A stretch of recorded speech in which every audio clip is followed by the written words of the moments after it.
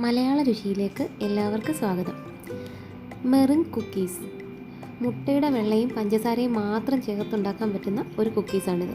ഇതിന് വേണ്ടിയിട്ട് 4 മുട്ടയുടെ വെള്ളം, പഞ്ചസാര 1 കപ്പ്, നട്ട്സ് നമുക്ക് ഇഷ്ടമുള്ളത് ചേർക്കാം, നട്ട്സ് ഇല്ലാതെ വേണമെങ്കിലും ഉണ്ടാക്കാം. പിസ്ത, കാഷ്യൂനട്ട്സ്, ബദാം, ഇത്രയാണ് ഞാൻ എടുത്തിരിക്കുന്നത്. ഇനി ഒരു പാത്രത്തിലേക്ക് മുട്ടയുടെ വെള്ളം എടുക്കാം. പാത്രത്തിന് ഒട്ടും വെള്ളമായി ഉണ്ടാവാൻ പാടില്ല, നന്നായിട്ട് തുടച്ചതായിരിക്കണം. ഇനി ഇതിനെ നന്നായിട്ട് ബീറ്റ് ചെയ്യണം.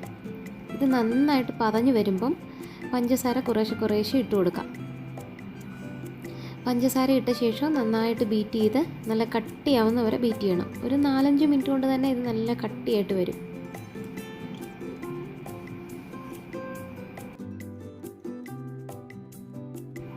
കറക്റ്റ് പരുവായിട്ടുണ്ട്. ഇനി നമുക്ക് ഇതിലേക്ക് 1 ടീസ്പൂൺ വാനില എസൻസ് ചേർത്ത് കൊടുക്കാം. വാനില എസൻസ് ചേർത്ത് വീണ്ടും 1 മിനിറ്റ് കൂടെ ഒന്ന് ബീറ്റ് ചെയ്തെടുക്കാം. അങ്ങനെ നമ്മുടെ കുക്കീസിനുള്ള ബാറ്റർ തയ്യാറായി. ഇനി ഇതിനെ 3 ബൗളിലോട്ടാക്കി മാറ്റാം. ഞാൻ ഇതിൽ 3 ടൈപ്പ് നട്ട്സ് ചേർക്കുന്നുണ്ട്, അതുകൊണ്ടാണ് 3 ബൗളിലോട്ടാക്കിയത്. ഒന്നിൽ പിസ്ത ഇട്ട് കൊടുക്കാം, ഒന്നിൽ ബദാം, ഒന്നിൽ കാഷ്യൂ നട്ട്സ്. ഇതിനെ നന്നായിട്ട് മിക്സ് ചെയ്തെടുക്കണം.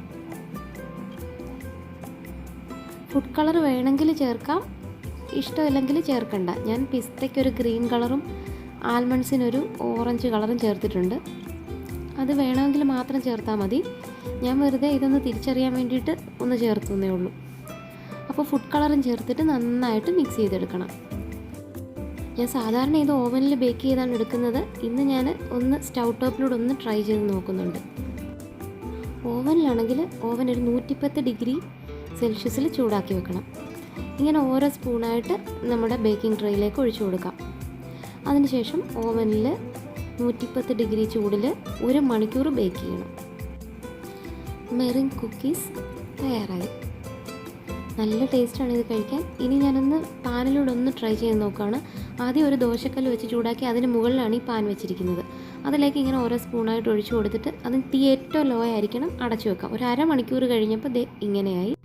ഇതൊന്നും ചൂടത്ത് നിന്നും മാറ്റി ഒരു 10 മിനിറ്റ് വെച്ചിട്ട് വേണം തിരിച്ചിടാൻ, അല്ലെങ്കിൽ അങ്ങ് പൊടിഞ്ഞു പോകും. തിരിച്ചിട്ടിട്ട് വീണ്ടും ഒരു 10 മിനിറ്റ് കൂടെ കുക്ക് ചെയ്യാം. പാനിലുണ്ടാക്കുന്ന മെറിങ് കുക്കീസും തയ്യാറായി. തീ ഏറ്റവും ലോ ആയിരിക്കണം, അത് പ്രത്യേകം ശ്രദ്ധിക്കണം, അല്ലെങ്കിൽ കരിഞ്ഞു പോകും. ഓവനിലാണെങ്കിലും പാനിലാണെങ്കിലും ഒരു കാര്യം പ്രത്യേകം ശ്രദ്ധിക്കണം. കുക്ക് ചെയ്തതിന് ശേഷം ഒരു 2 മണിക്കൂറെങ്കിലും വെച്ചതിന് ശേഷം മാത്രമേ എടുക്കാവൂ, അല്ലെങ്കിൽ സോഫ്റ്റ് ആയിട്ടിരിക്കും. നല്ല ക്രിസ്പി ആവണമെങ്കിൽ ഒരു 2 മണിക്കൂറെങ്കിലും എടുക്കും. നിങ്ങൾക്ക് ഈ വീഡിയോ ഇഷ്ടമായെങ്കിൽ മലയാള രുചി എന്ന എൻ്റെ ചാനൽ സബ്സ്ക്രൈബ് ചെയ്യണേ. Thank you.